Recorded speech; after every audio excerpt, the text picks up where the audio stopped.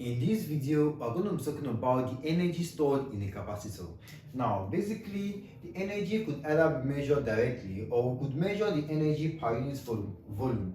And there are units and ways to solve for these things, okay? Which I'm going to be derived on the board, okay? And probably in our next video, we'll be attempting a problem on that, okay? Now, first things first, to doing this, I'm going to start with the energy stored in a capacitor. Now we do know that work is equal to charge times potential difference. Yeah, work is equal to charge times potential difference.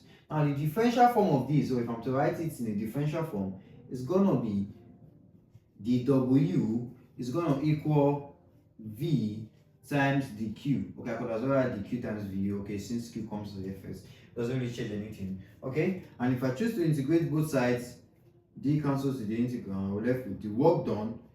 Take note that work done is same as energy. That is the reason why I'm bringing this into the equation. Okay, I'm trying to derive a formula for calculating the work done in a capacitor. Okay, so W is equal to the integral of V times dq. Now we cannot just integrate V with respect to Q. Okay, they are kind of two different quantities. Okay, so we have to write V in such a way that it depends on Q, and then we can then what now integrate. Okay, now if you recall, in our previous video, we talked about the introduction to capacitors, we talked about the capacitance of the capacitor, we also proved the formula as well for calculating the capacitance of a capacitor, okay? Now, you might as well want to watch those videos to make it easier for you to understand what we are doing, okay? But if you have a good knowledge on that as well, you can as well proceed, okay?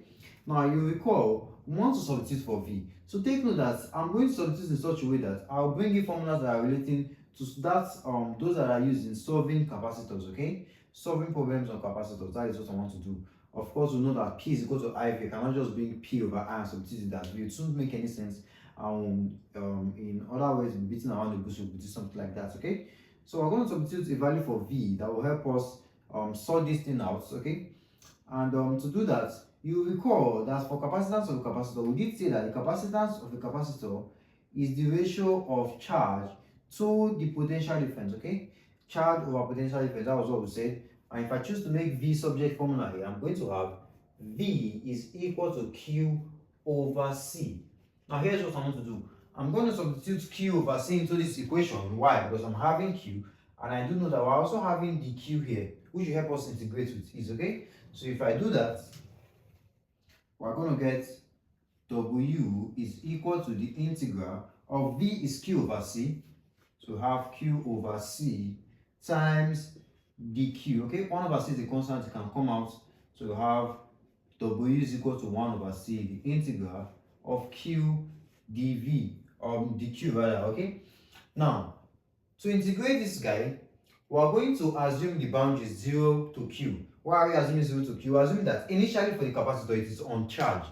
That is the charge initially. So we're going to say at time t is equal to 0, the charge in the capacitor Q is equal to 0, okay?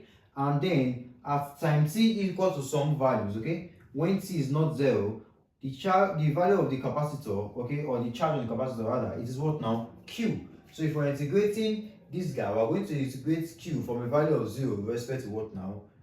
Q. So I can as well come here and say from 0 to Q, integrating, we're going to have W is equal to 1 over 6 already outside. Integrating Q, we're going to get Q squared over 2, okay?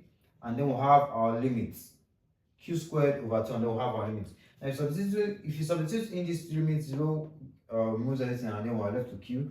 We're going to have the work done is giving us, in the end, we're going to have 1 over 2 Q squared over C, okay? Now, here is an important equation you should take note of for solving the work done, okay?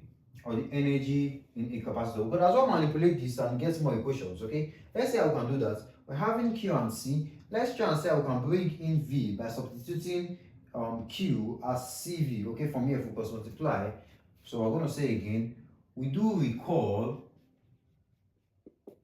that Q is equal to CV, okay? If I choose to substitute in, I'm going to get W is equal to 1 over 2, okay? Q is CV all squared divided by C. So that will give us the value after simplifying as 1 over 2 C squared. 1 will cancel out C, so I have with CV squared. Now here's another beautiful equation for solving the work done. And we can as well get one. We're having the one with Q and C, we're having the one with C and V. We can as well take out C and see what we're going to get. So if I choose to substitute in C for Q over V in this equation, okay, I'm going to have W is equal to 1 over 2 times Q squared, okay, this is Q squared, divided by C is Q over V. Okay, so I'm going to have or I can choose to make use of this equation as well. I think it will be easier.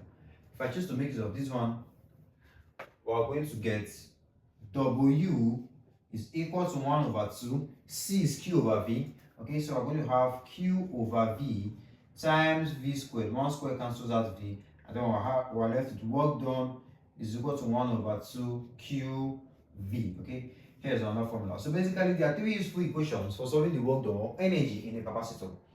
Now, these are the three useful formulas. I'll call this equation 1, I'll call this equation 2, and then I'll call this equation 3. Now, how about when you're asked for the work done per unit volume?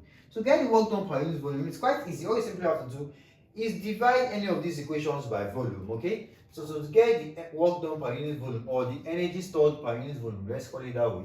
So I'm going to say the energy stored per unit volume, or the energy stored per volume rather, okay, depending on the case we're having, energy stored per volume. What are we going to do? The energy stored per volume, let's call it E, or would it make more sense if I call it U? Okay, let's call it U rather. Since E represents energy, which can be replaced as U, as W rather, I'm going to say U is equal to the work done divided by volume. Let's manipulate this, okay, let's work with it. Now we'll recall that volume is area times distance, okay. I'm going to say recall volume is area times distance. By substituting, we're going to have U is equal to work done as well, can be replaced with any of these equations, okay. Let's replace it with equation 2. So we're going to have work done as 1 over 2 CV squared divided by volume, okay. Don't misplace this for voltage. I'm going to add a subscript of O. So volume is A times D. So I'll have A times D, okay. Let's see how we can simplify. Now, if you recall again, capacitance of the capacitor, it has its own formula which we proved in our previous video, right? So we do know that if we recall again, the capacitance of a capacitor has a formula which is permittivity of free space times area divided by the distance apart, right? If we choose to substitute this in here, we're going to get energy per volume is going to equal 1 over 2, okay, times C becomes permittivity of free space A over D times the square of the potential difference divided by AD, right? So A cancels A. What is left? We're having D in the bottom. So we're going to have U is equal to 1 over 2 permittivity of free space V squared over D squared, because D times D gives you D squared. Now, I'm going to as well leave the equation like this. But I can see that this one can be written in a more simpler form, of which we know V over D is something we recall, okay? We do know that V over D is the value of electric field intensity, that is electric potential divided V over D, okay? Now we can substitute that, and then the square, we're going to have energy stored per volume is then going to equal 1 over 2 permittivity of free space times the electric field intensity all squared, okay. Now here's the formula we can use to calculate energy stored per volume with ease, okay. And here are formulas we can use to solve questions on just energy, okay. Now you can see why it is important for us to cover something like this, energy stored in a capacitor, okay.